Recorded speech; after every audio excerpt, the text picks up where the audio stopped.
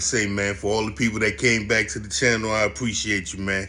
Got a lot of flack over that video I did, you know what I mean? A lot of people talking about this might be my last video. Like, I can't look. I have very thick skin. I understand that y'all might not understand my character just yet, but just stick with me, man. You know, I'm really an entertainer. I rap, comedy, so forth and so on. But this is a very serious case to me because I love children. I have kids, and I have something that hit close to home to this. You know, my son, you know what I'm saying, is in prison right now, and this one hit close to home. It hit so close to home. I want to start off with Tommy Davidson first. You know what I'm saying? Because it correlates with the Carmelo Anthony case and the things that they found. But I really want y'all to digest this. Let's just roll the footage, man. Roll the footage. Like, I used to be late to school. My sister looks like Cindy Brady, okay? I'd go to school late and she'd go to school late, and the punishment for that was you have to sign up for detention. She used to be able to go straight to class, and I had to sign up for detention. So here come my mother again. I used to think she was crazy. Sat down with the principal, who was black. She said, okay, so what the is the problem here? And he was going, what's going on, Miss Davidson, what's going on? She said, why does my daughter get to go to class and my son have to sign up for detention? And he said, well, we didn't know that was your daughter, man. She said, why does that make any difference? He said, we'll get that straight, but my mother does this, man. She said, you're coming with me. Oh, man, here come one of these speeches. She took me to the park. She sat me on a picnic bench, me and her. She would talk to me. She said, I need you to know something about the world you live in. It's gonna bother you, but it's a fact. She said, your sister can actually be late, but you can't. If you want to be successful in this world, you can't be late at all. And I hated that. Right. I wanted to cry, but she was right. I never knew Tommy Davidson was adopted, you know, but we can't be late. But it's all right for his sister to be late. That correlates big, don't it? That kind of hit different. And I think Tommy, if I'm closing in on the 5-0, I think Tommy got to be at least 70. That was years ago, man. You know, and it go further back than that. You know, and that's why this hits home. You know, the child, don't get me wrong, that child case, that hits home too. But sad to say, for lack of words, you know, I'm not a journalist. I'm just speaking. For lack of words, I've been normalized to that. You know, we always, you know, we don't matter. And I think by that happening so close to this happening and other things, I think they trying to start an outrage with us, you know, because we supposed to be upset and really supposed to be going off out of this. So, you know, he got, I think he got exonerated. I think, if I'm not mistaken, he's been found not guilty for the murder of the young man, you know, but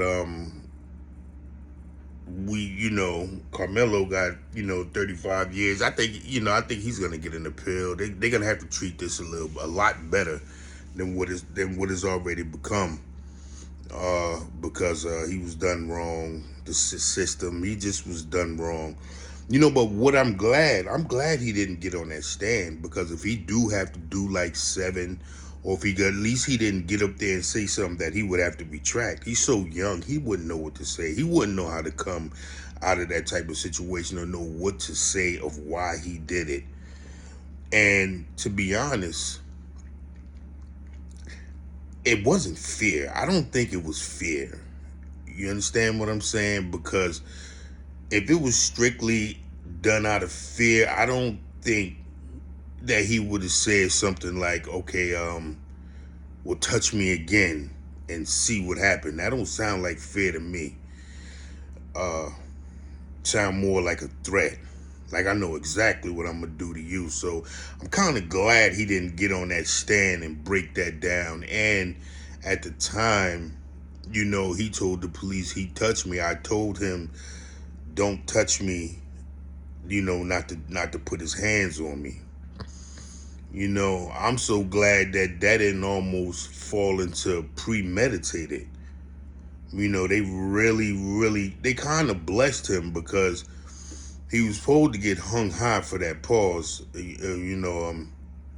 If I'm not didn't mean to use that, but he was supposed to get peeled back over that. You understand what I'm saying?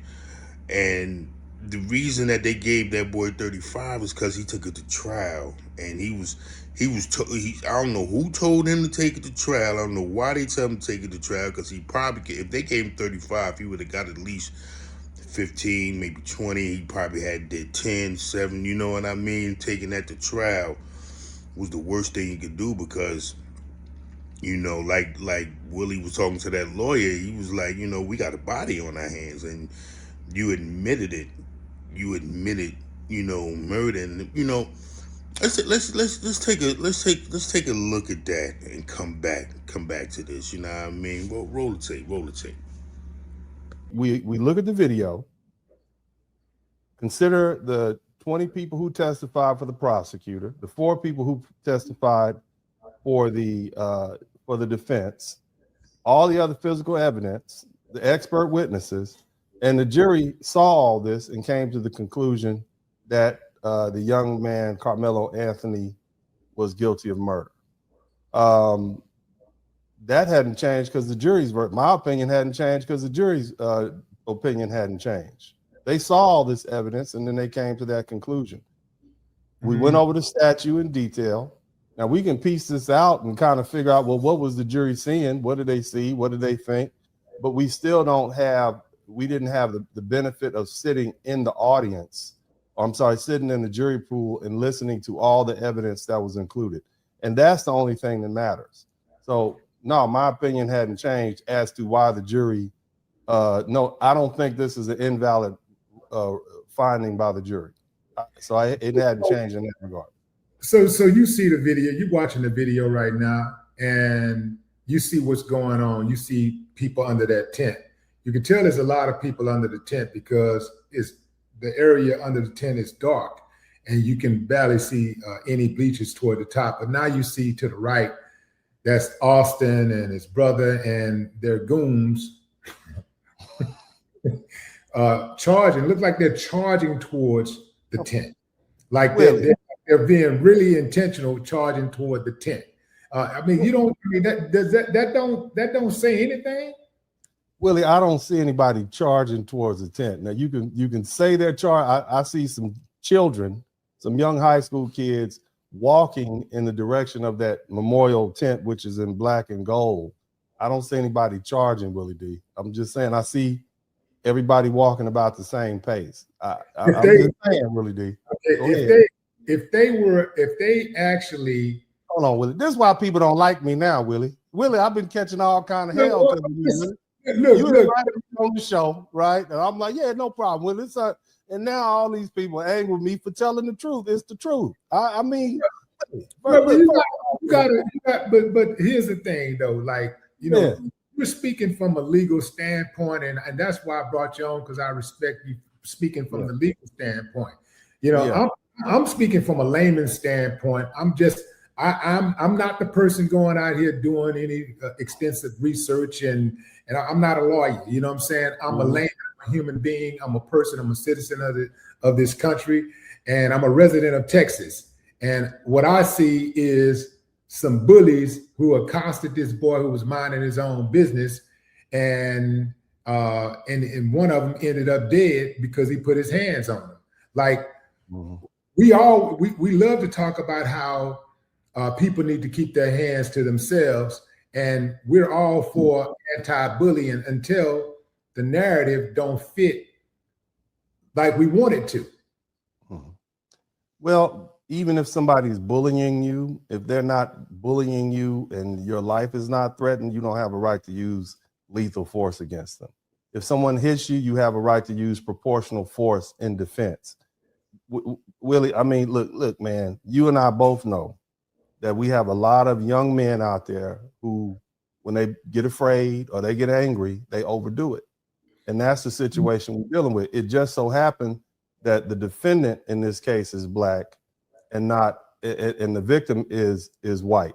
But this happens 100 times a day in the black community, whether or not you get punched in the face because you looked at somebody wrong. You can walk away from that. we still have a lot of young boys and men out there who are over emotional with their response. And it's not just one race or the other. We got a lot of young men who don't know how to control their emotions. This just so happens to be a case where we have a death, and now society has to deal with it.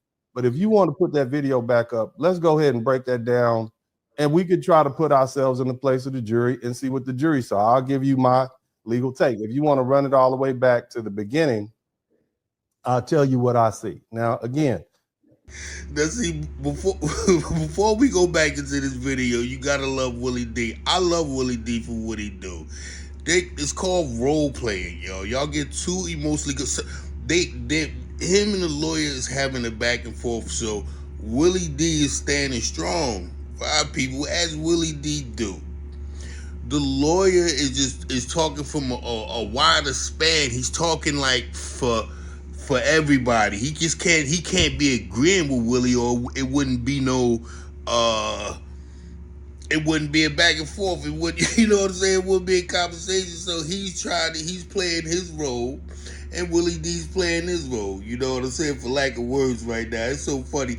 That man say, you got me out here catching all types of hell because I'm trying to have a conversation. I'm trying to have a back and forth. And the people think that I'm standing tall, you know what I'm saying, for the opposition. And you know I'm with you, man. I'm trying to have some conversation over here, and you got these people coming at me, calling me all types of cools and all types of buffoons like y'all doing me. Y'all calling me, I got called clowns, all that. I'm just trying to have some conversation. I just trying to, you know, and it's only me. I have a podcast and all that. I just can't get to it right now because I'm out of town. You know, but when I go back home, I'll be in my podcast, and I'll be able to do this right, and I'll be able to have back and forth with a lot of people. But I'm stuck here. I'm stuck here right now. I got a big job I'm doing out here. But it's funny, man. It's funny, man, because the people, they'll come for you. Y'all come before me, man. If I ain't had no thick skin after the first joint I did on this, I'd would have quit. Like, damn, I'm all types of fools and clowns and buffoons, and I'm watching Charles Winston. Look, man, we all know Charles Winston ain't right, man. Hey, man, y'all love him. Y'all made him a millionaire. You know what I'm saying? But let's get back to this Carmelo Anthony. And get a lawyer some slack. Get a lawyer some leeway, man. You know what I mean? He's just trying to have a dialogue. You know what I'm saying? You need a back and forth, so just let him talk, man, and let's just check it out, man. Roll the footage, man. Roll the footage. If you can slide it back a little bit. All right.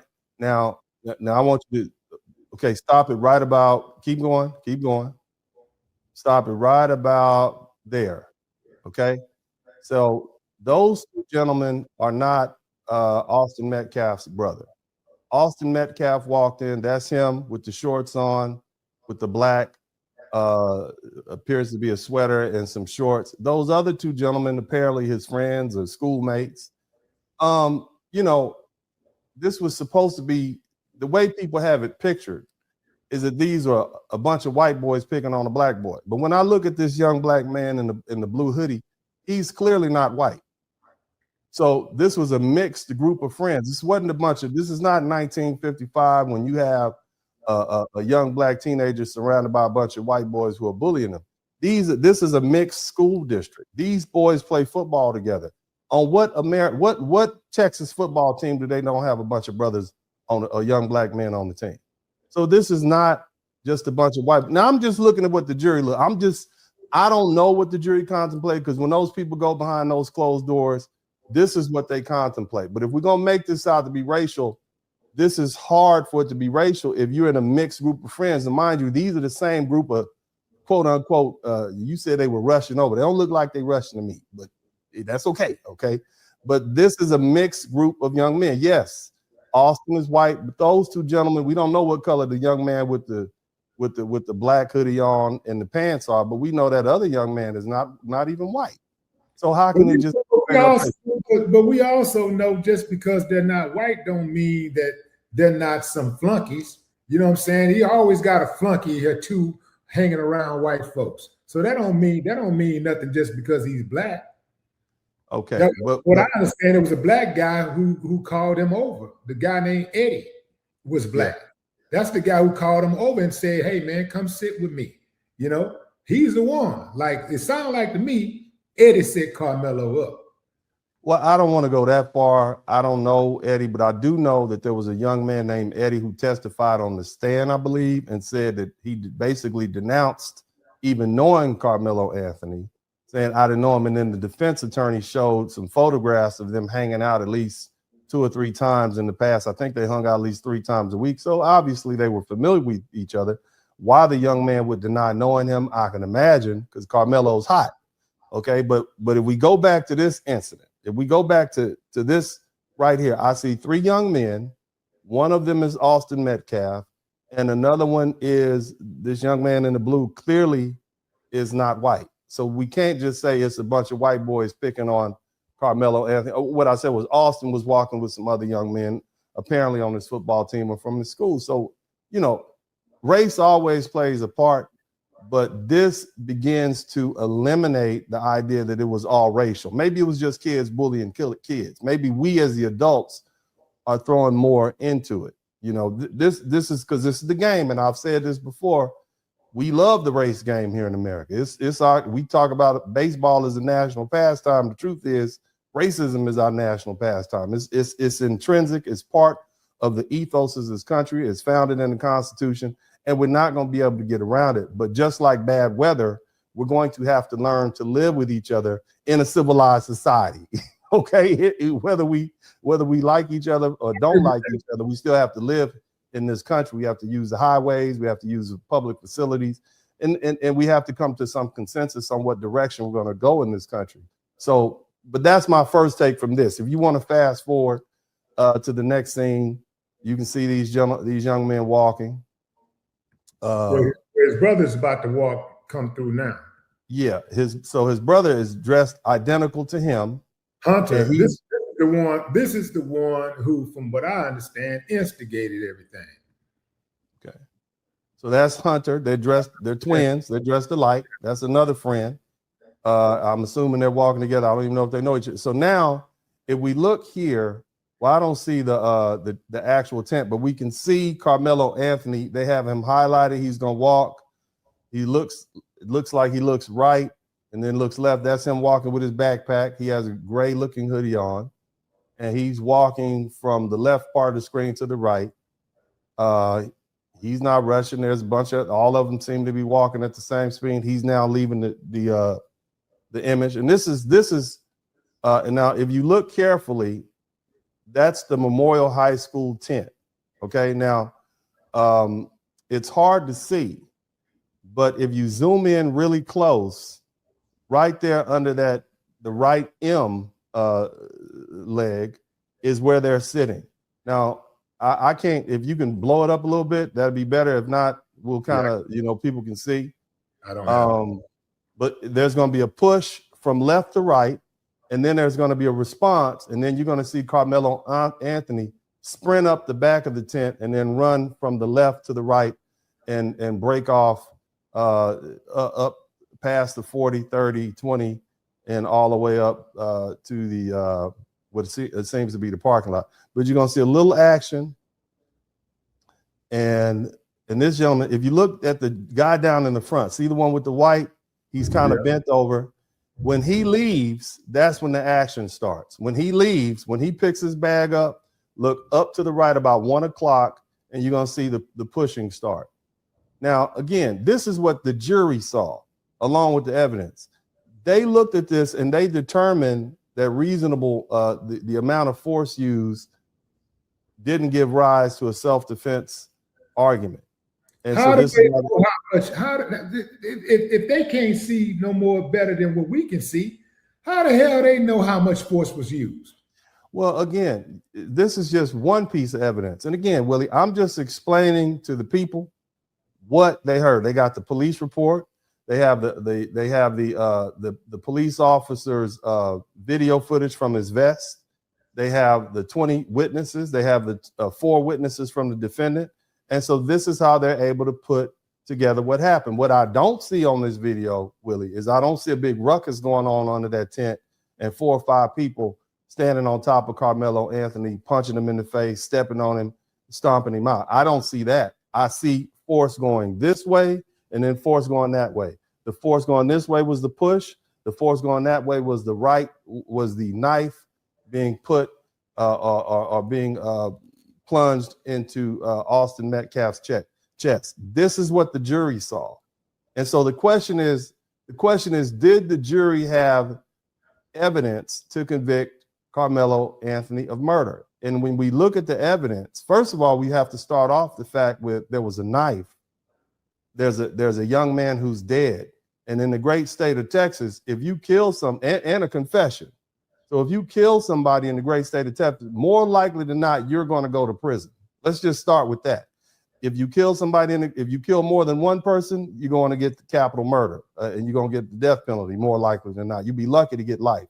If you kill somebody in the act of robbing them, then you're going to get capital murder. If you hurt a child under 10, capital murder. If you hurt an elderly person, capital murder. Okay, so let's step down from that. If you murder somebody, you more likely than not, you're going to get life. If you just straight up murder somebody, you're getting life. If you murder somebody and you're in the hot, passionate, or you didn't mean to do it, it was negligence, guess what? You might get manslaughter. You can get manslaughter, you can get murder. Let me run a scenario by you that happens 100, and this is where the action starts. Now you see Carmelo running off to the right, okay, running down the steps. He's taking off. You see him sprinting, getting out of there, moving along. And at some point up here, he's going to slow down. He's getting outside the gate. There's a guy pointing out. There's people chasing him now because I guess they think he's trying to run away. And at some point, he's going to encounter the police officer, and he's going to say what he did. Now, if you have the police officers, they're pointing, you see the people behind them pointing that he did it, etc. If you have the police officers' body cam footage, you can hear Carmelo Anthony give what would be considered excited utterances, basically saying, he touched me first. Okay. Yeah. See, Eddie was his friend. You know what I'm saying? And he denounced him, and at the same time, found out that Eddie is Anthony's girlfriend's cousin. And that's deep. You would think that somehow, some way he would have had his back. He like, I don't even know him. They got pictures together and everything. It was a whole setup, man. It's sad. It's sad. And back to Willie, man. Willie, man. He talk about they was marching and stepping all hard and all this and Willie be souping it up, man. Willie know he ain't got to go that hard, man. They was marching at him, but they wasn't marching at him. We looking at it, man. I'm gonna stop talking, but the saddest thing, I just want to say this, and I'm gonna just let it ride from there. What broke my heart, what got me on this so much, man, there ain't nothing weak about me, man, but I cried when I heard that boy say, please, I told him don't put his hands on me. You know, I have a son that's like 19, 20. I swear to God, and I don't mean to swear to God, but my word, he sounds just like my son. You know, there's different age barriers. Like, all our kids, you know, they damn near sound the same. If they're in that same age bracket and they get to screaming or lying or talking a certain way, I swear to God, they all sound the same.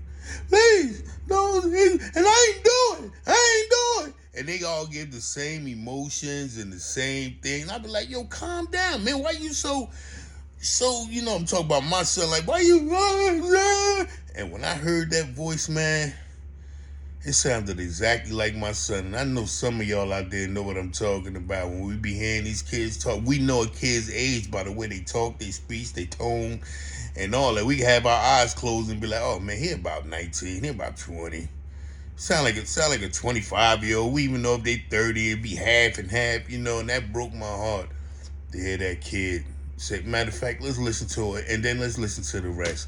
You know what I mean? But I ain't gonna hold y'all too long with this. I just want to say thank y'all. You know, this is the type of stuff that I want to do. I want to talk to y'all. And I would love for y'all to leave comments. And I'm not a clown. And I don't think that the lawyer's a clown or goofy. I think he's just giving content. This is content, y'all. You know, don't be so hard on us, man. We just want to sometime entertain y'all. Because I think that lawyer was really trying to entertain y'all. Like, yeah, I'm coming from the shoulders. You know what I mean? He thought y'all was going to be like, yeah, right. Y'all was like, man, sit your clown ass. What you talking about, man? He probably read comments. They probably called him. Why you saying? He's like, man, I'm just speaking from the hood. I thought it was some hood people in there, man. You know what I'm saying? I thought I'm a lawyer. I made it. You know what I mean? I know right from wrong. I know that boy. You know, I'm on Carmelo's side and all that, but I'm just trying to get some content. Y'all be cutting it. Remember he told Willie in the beginning, he said, Willie, he said, you got these people coming for me, man. He got to come back up there because he got his own channel too now and all that. And they was getting at him on this channel. He was like, man, I was just trying to get some content. I ain't want to be up there and me and Willie got our hand up, you know what I'm saying, man? Power to the people type stuff. I got to get some content. Love y'all, man. Please keep listening. Let's get back to it. I'm out. I ain't coming back in. I'm out, y'all. Love y'all, man. Roll the footage. He touched me first. Okay. I'm currently treating the victim. Again, he's on the north end of the stadium. He put his hands on me. I told him not to. He put his hands on me. That's the alleged suspect. Okay. I am. No, I'm not. I know how it goes. I'm not alleged. Okay. Watch your head. All right, see a little bit of blood on your hands there, okay? All right. So your first name is Carmelo? Okay. So you hear what he said. Well, this is what the jury heard. This is what the jury heard. The jury heard he put his hands on me. The jury heard a confession. So we have a dead body and we have a confession and we have a murder weapon. It's really difficult to get around that. Now I'm gonna play devil's advocate for a minute. We've all seen verse 48, right? What's the first thing your defense lawyer tells you to do? The first thing your defense lawyer tells you to do is to shut the hell up. There you go. Now let's say Carmen, and look, I know people. What happened has already happened. Okay, but if Carmelo Anthony has said, I don't have anything to say, I want to talk to my lawyer, then we could argue some of these other arguments that people are throwing out there. Oh, well, Austin Metcalf fell on the knife. I've heard that before. I've heard somebody say, oh, it was a defensive plunge. So in other words, you lunge at somebody, they have a knife out in front of them, and they lunge into you and fall on your knife. There's no intent in that. You see, now maybe you pull the knife out, but you never actually poked him. But because he said what he said, he put his hands on me. I warned him not to. And here's the thing, man. This could have easily gone worse. I've seen some instances where, you get a motion for new trial and you end up worse off than you were with the original trial. So, that's a game that you play. Now, and I've had time to think about, again, I don't like the practice of criminal law. I don't like it. Don't want to do it, but I know the reason. Let me just tell all the reason Willie D brings me on this broadcast is because I don't have a dog in this hunt. If you bring a prosecutor on one of these shows to talk about a criminal case, they have to advance the position of the prosecutor. Because if a prosecutor who is an active prosecutor, whether federal or state, comes in and tries to be reasonable and objective and tell you what the defense attorney is thinking or what they should be doing, then guess what? The next time they go to court and they have a case with that very same set of issues or fact pattern, that particular defense attorney is going to say, well, hey, you on Willie D's show or one of these other major shows, whether it be cable, and say, well, you said this here, sir. Are you now making the opposite argument? You see? And then that makes that they have to fight with what they've said in the past. If you get a defense attorney who comes on here and say, yeah, the prosecutor was right, this guy was dead wrong, he's going to lose all his clients because the people are going to say, well, look, man. And matter of fact, the prosecutor who appears with this defense attorney will say, well, you on CNN or MSNBC or Fox News and you said this. on Fox News, and this is the very same fact pattern, Mr. Jones. And so now what's different? So you lose credibility. So a prosecutor is going to prosecute, and a defense attorney is going to defend. When you have somebody like me on here, I don't care one way or the other. I don't like it, so I can give it to you straight. I can give you the facts straight. And basically, you have a dead body, you got a confession, you have a murder weapon, and you have dozens of witnesses who saw it happen. On top of that, you have some video footage, you have confessions. It's all bad. This young man was going to prison. The only people that think Carmelo wasn't going to prison are regular lay folks. The judge knew it, the DAs knew it, lawyers all across America knew it. Anybody who's hell, you can go to the penitentiary, and most of them will say, "Yeah, we knew he was going to go to prison. It was too much." Who didn't know he was going to prison? Yeah. Not based on the evidence, based on the fact that he being tried in Collin, racist ass 53% white county, and this is a black boy accused of killing a white boy. This is why everybody knew he was going to get railroaded, and he got not an all white jury, but a jury that's comprised of not one black person in a racially charged case. Come on, man. The prosecutor, the judge, supposed to be the judge got to say, "No, man, we ain't gonna let that happen." The prosecutor got to be like, "Man, let me just get 1 or 2 in here, so when I get my conviction, they won't be able to come back on appeal with it." Come on, man. You can't go in there. You can't do a racially charged case like this, man, and not have one black person on there where you got a black person being accused of killing a white person. In America, hell no, man. White people ain't not non-biased. They just not. They've shown us time and time again they cannot be non-biased in these type of situations. Willie, let's do this. Let's flip the script. Let's say this trial happened in Harris County, and you got an all-black jury in Harris County, and we're gonna remove the race of the defendant, and matter of fact, we're gonna make them both black.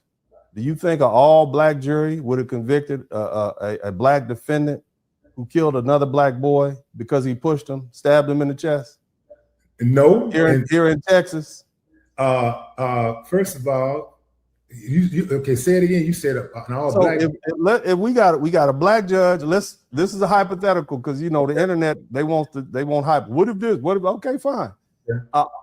My position is that an all-black jury with a black judge, black prosecutor, black defense attorney, a black defendant, black victim, they would have still found this young man guilty of murder because he killed somebody. You killed a black boy, killed another black boy. You don't think it stabbed him in the chest for pushing him? You don't think that an all-black jury would find murder? I say maybe, maybe not. He got a better chance with an all-black jury. He got a much better chance of getting a fair trial with an all-black jury. So answer that, Dennis. Would he have had a better chance if he had an all-black jury as opposed to the one he had? He would still have been convicted of murder, in my opinion, based on these facts. However, I'll say this. However, the only issue was whether it was going to be murder, manslaughter, or murder where you go to jail for 35 years, or I think it was 0 to 99. An all-black jury may have said, well, he was defending himself. They may have given him the benefit of the doubt, but he was still going to go to prison. You see, that's where the racism comes in. See, he was going to get locked up that day. He was going to prison that day. The question was whether it was going to be manslaughter or murder.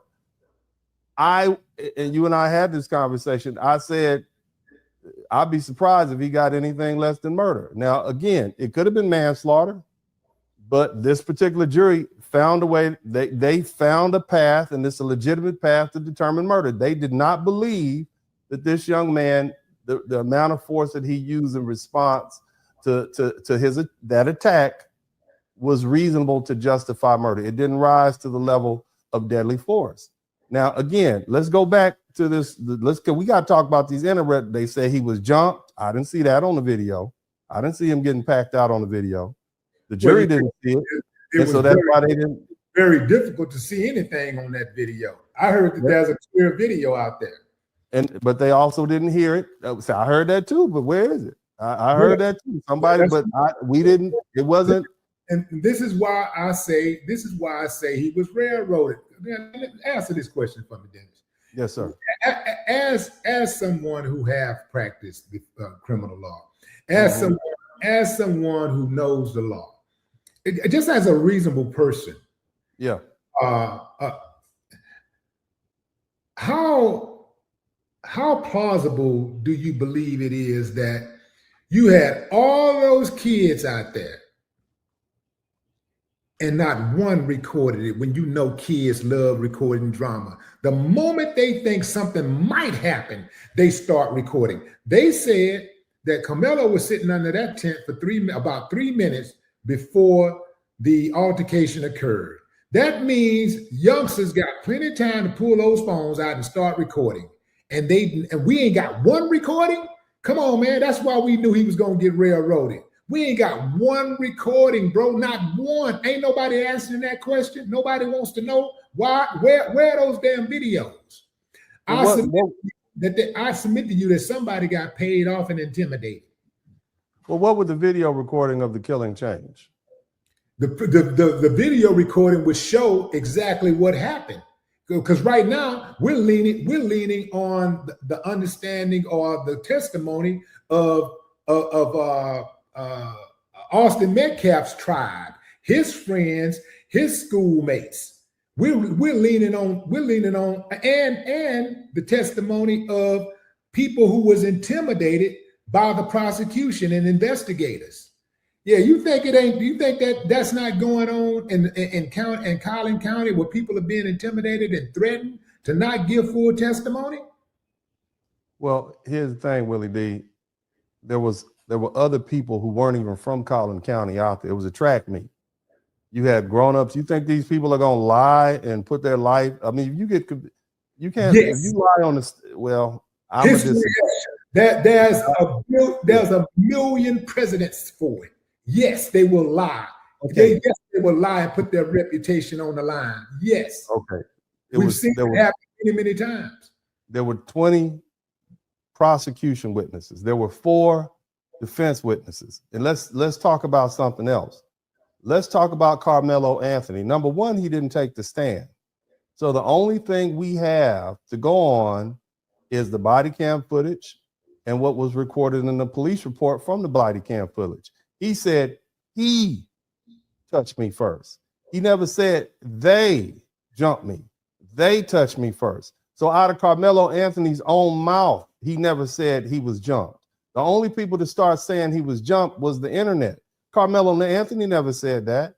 So my question is, if this is what the jury heard, if this is what the evidence is presented, you have a path to conviction. So again, I can't focus on what the jury didn't see, and I'm not going to speculate as to what's out there. If it's not before the jury, it doesn't count. It's just like this. It doesn't matter what happens. It's only what happens. The only thing that the jury can relate to is what's presented in court. That's the evidence. Evidence has to be presented in a certain form. Otherwise, you could just start making up stuff. Somebody could come along and say, well, he did this to me, he did that. We've seen that happen in a lot of other issues related to SA. Somebody comes out the blue from 30 years ago and said, you did this. There's no evidence, but because they said you did this, and now we're talking about a civil matter, preponderance of evidence, which is a very low standard to meet, you lose your fortune. You get sued. And so we have to have a gatekeeper sort of situation when it comes to evidence. We can't just rely on speculatory evidence. If it exists, it needs to come forward. If there's evidence out there that can exonerate Carmelo Anthony, we can't just talk about it. Where is it? We'd like to see it. Why didn't the prosecutors bring it forth? Where's TMZ?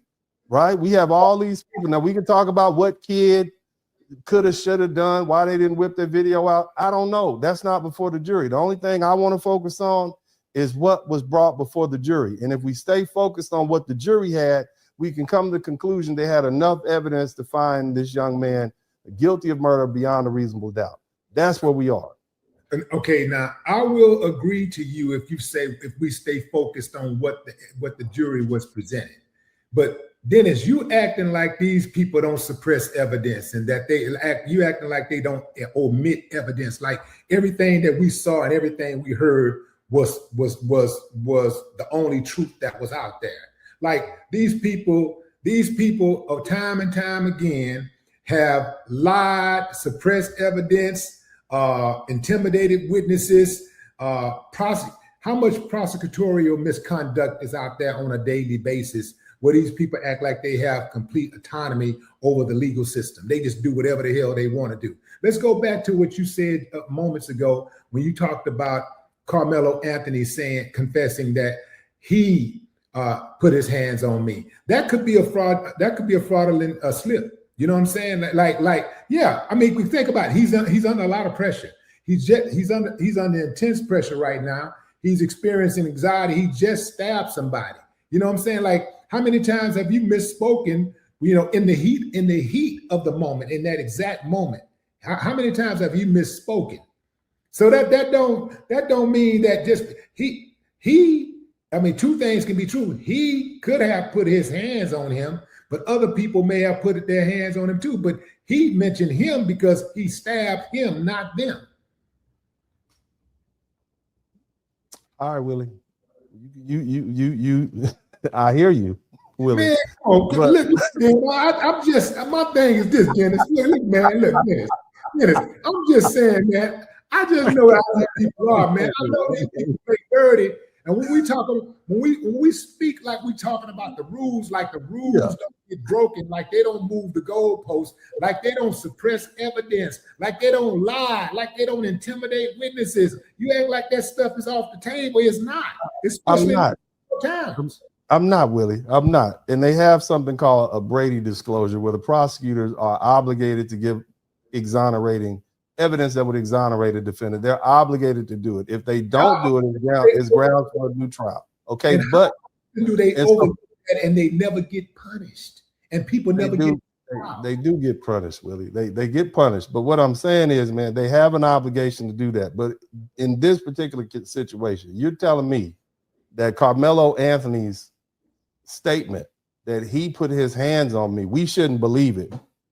No, I didn't say we shouldn't believe it. I say two things can be true. He could have said he put his hands on me, and yes, indeed, he did put his hands on him. Mm-hmm. But also, he could have admitted other things that happened in that moment, in the heat of the moment, while he's being arrested. That's all I'm saying. Yeah, he also said that. I mean, he said that I'm not. He said this is the alleged perpetrator. He said no, it's not alleged. I did it. Are we not supposed to believe that either? Yeah, we believe that. Yeah. Okay, so hold on now, Willie D. Hold on, Willie D. Hold on. So we can accept the fact that when he admitted that he did it, that's true. But we can't accept the fact that when he said he put his hands on me, that limits it to one person and not multiple people. Is that what you're telling us, Willie D? Yeah, I'm saying that two things can be true. That the fact that he did admit that dude put his hands on him. And suggesting that is the reason why he stuck him. But at the same time, he could have omitted that the fact that everything else that was happening around him and other people attacked him, because the fact that he stuck him is the most important, is the reason why he's arrested. Not because of he was defending himself against fighting off other people or whatever. You have a valid point. You're basically what you're saying, Willie, is that, hey, he might have just omitted to tell you that he was so hyper focused on the individual in front of him that he didn't bring up the fact that there were other people around him creating an environment of fear because he felt like there was an imminent attack from multiple people. I get what you're saying. Exactly. I hear you. I hear what you're saying. But the jury, not only did they see the video, and it didn't look like it was a bunch of people standing over and packing them out. Okay. In addition to that, they heard multiple witnesses, and none of them testified. It was a bunch of people standing around him, packing them out. I know you said the jury, they fear for their life, and they don't want. I get what you're saying, Willie. But if you take all that evidence together, okay, if you take it all together, and you weigh it out, the trier of fact, the jury determined that there was no grounds for this young man to use deadly force, and that's why he got a murder conviction. All I'm trying to do is show the public how most lawyers, most people who've been involved in the criminal justice system figured out well ahead of time that this young man was going to prison. The only question was whether or not he was going to go to prison for murder or manslaughter. Now let me give you some. We'll just say, I guess, for the people, legal game. Let's listen. I want you to hear this strategy for me. All right. So the reason we don't know what happened is because we haven't heard Carmelo Anthony speak. He didn't come up on the stand and testify. We shouldn't hold that against him. Defendants who are accused don't have to testify. But Carmelo Anthony was 17 when this incident happened. He's 19 now. Willie D, a fully grown, mature man, is going to be able to testify different than a young 17 or 19-year-old boy on the stand. Same thing with Dennis Sperling and any other mature adult. We're going to say it. We're not going to feel overly stressed out. It is what it is, okay? This 19-year-old boy, had he testified now, his testimony would be locked in to the public record forever. So let's say he gets an appeal. And I think he will be granted an appeal because appeals are mandatory in the state of Texas. The state of Texas Court of Criminal Appeals is an intermediate court, so it's mandatory. So he's going to be granted an appeal. They're going to look at everything, and I think there's a more than 50% chance that this particular verdict is going to be overturned because they excluded all of the black jurors. Now, we can go into that another time, but if people want to look up Batson, I think that's a good reason. So now, as I said earlier, and I want you to understand the mindset of a criminal defense attorney, we understand that this young man was going to prison. Any lawyer worth his salt is going to say, you got a confession, a dead body, and a murder with dozens of witnesses. He's going to go to prison.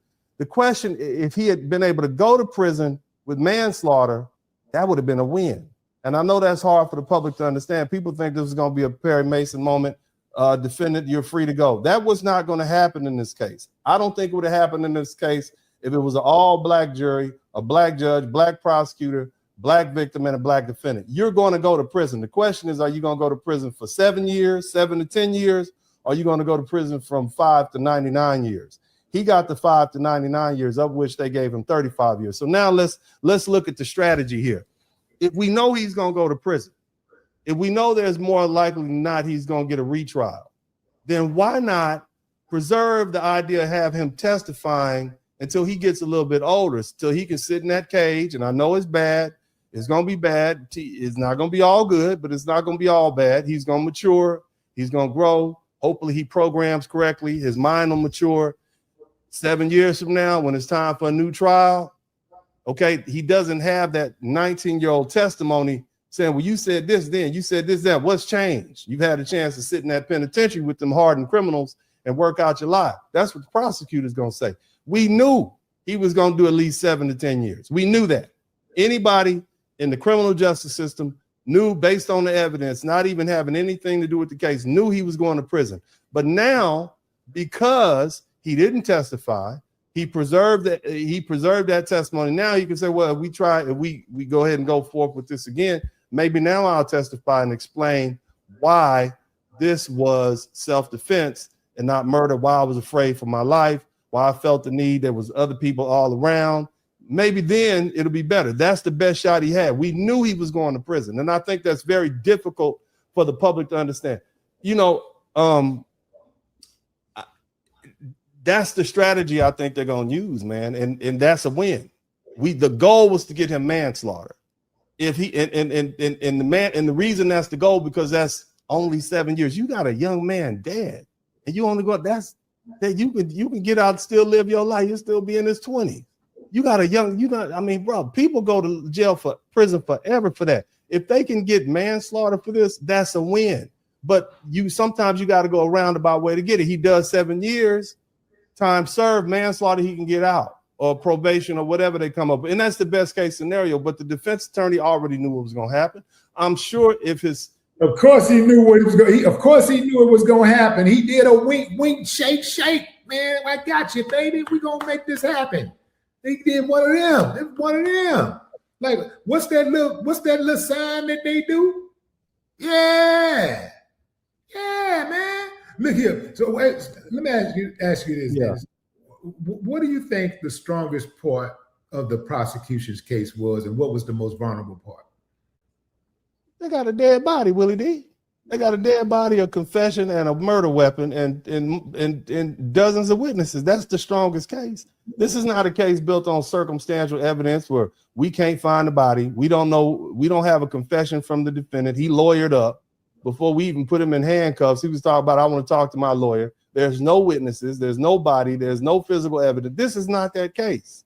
This is a cakewalk for the prosecution. The only question was whether or not he was going to get a manslaughter or a murder conviction. That's it. That's the only question. He was going to go to prison. And see, here's the thing.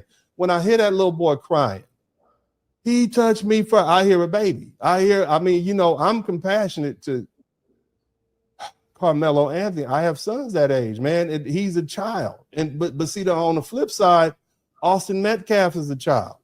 These are children that we taught. These are kids whose minds haven't even fully developed, and we have a dead child. We cannot have a society where we allow children to kill each other because of a push. So somebody's, especially here, Willie D, you know where we are. What we talking about, Texas, we put more people to death for capital murder than anywhere else in the world, right here in the great state of Texas. This is what we do here. So you absolutely know that if you do something like that, you go into prison. And if it's a white boy in a white county and you black, you don't stand Ice Cube's chance in hell of getting out, walking out of there free and clear. It's not going to happen. We know that. And hopefully we begin to tell our children, especially our black boys, you got to control your emotions. You can't do, it ain't like when we was young and you could box with somebody and handle in the street and then shake hands afterwards and be friends. These kids are not like us. They're different. They're emotional. They walking around strapped. And this could have went one way or the other. He could have pulled a knife and somebody else could have pulled a pistol if it was out in these streets. So we have to teach our children to control their emotion, because guess what happened when they get in front of the judge? We see what happens. And that's what you see Carmelo. He was a good kid, though.